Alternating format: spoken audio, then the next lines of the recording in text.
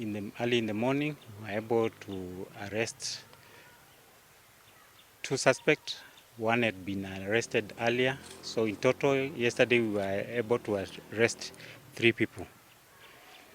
The number of the kilograms of fish are confiscated is around 450 kgs in 18 crates and 34 crates which are empty.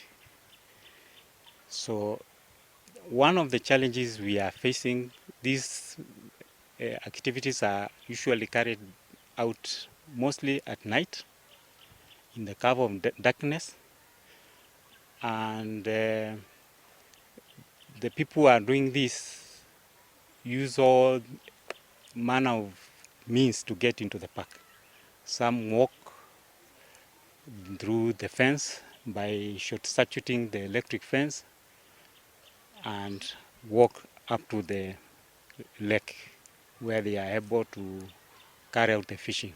Mainly they are using some nets and using some improvised boats.